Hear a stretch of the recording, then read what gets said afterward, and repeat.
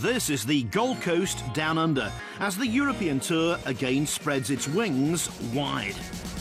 Even though Christmas is just around the corner, it's late spring in the Southern Hemisphere, a great time to visit this sun-kissed vacation spot.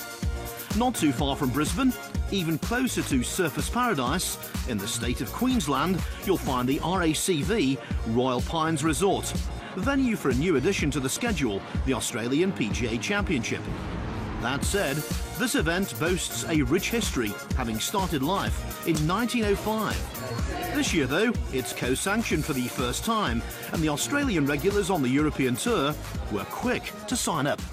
It's a tremendous opportunity for any of the Aussie golfers. I think there's 6 events in South Africa, which, you know, for the local players to get a 2-year exemption on the European Tour, so it's a huge foot in the door to a step up to a major tour. There's a lot of positives to it, but of course, you know, it's a European co-sanctioned field, and you're going to have a lot of the top players coming down from Europe, so obviously it strengthens the field, and you know, to win this week will be a worthy champion and deserved of that 2-year exemption.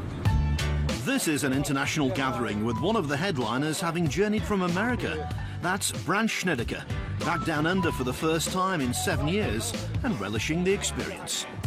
I played the Aussie Open Aussie PGA in 07. I came back again in 08 and I had a great time. I kept saying, hey, I'm going to get back, I'm going to keep coming back, and something always kept popping up. And I've got 2 young kids at home now, so it gets harder and harder to get away. But hopefully as they get older, I can bring them over here with me, because I love coming down here this time of year. It's absolutely gorgeous weather, people are fantastic, and such a great place in the world to see and be a part of. A twice Australian PGA champion and the title holder is Greg Chalmers. The left-hander, who beat Wade Ormsby and Adam Scott in a playoff 12 months ago, is well aware of the potential rewards. If you win the money list like I did last year there, you get in the WGC Doral, and I think you'll get in maybe a major or 2, maybe a British Open or something like that. So there's a great opportunity there for somebody. So for someone to, you know, pop up and win, if they haven't got a status in Europe there or anywhere else, it's a fantastic opportunity. Paul Dunn's on his 3rd continent in as many weeks, having negotiated Q School in Spain, then missed the cut of the Alfred Dunhill Championship. It's been hectic for the Irishman.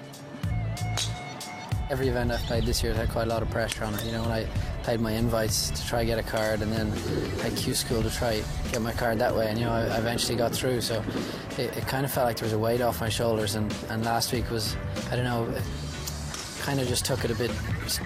I didn't really pay attention to it as much as I did at the events, you know, and there was a lot of pressure on. So I'm just kind of going to try to get back to my basics this week, focus on trying to play well rather than kind of being happy to have my card and try to do as well as I can. So kind of try to put some more pressure on myself this week rather than last week when I kind of relaxed a little bit too much, I guess. The enthusiastic Aussie golf fans were looking forward to seeing Snedeker take part in the 2013 edition of this championship. But as a result of sustaining a bizarre injury, he was forced to withdraw. Yeah, I had an accident on a Segway, so I've been banned from those for a while. I had hurt my knee a little bit, but luckily it wasn't too serious. But you know, so I'm glad to be back. I always feel like when I'm well rested, I'm way better at staying patient, waiting for good stuff to happen. I don't get as short with myself, and that's a big key, especially when you get tough conditions and golf courses that you really don't know that well. So whether my game's sharp or not, you know, I should be able to play my way into being pretty sharp by the weekend. The attractive championship course at Royal Pines opened in 1990 and recently underwent a complete and perceptive redesign by Graham Marsh, a 10-time European Tour champion. Marshy's put a lot of pressure on every part of your game.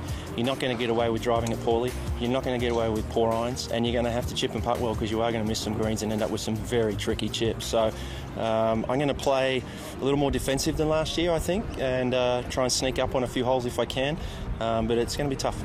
Measuring over 7,300 yards, this course demands respect, and the 18th provides a sting in the tail. I wanted a golf hole that was going to test the winner, test his nerves, test all of the attributes that we expect of a champion today. And I think from that point of view, the 18th will do that, and it will make him earn his championship. Marsh proudly hails from Western Australia, and so does Brett Rumford.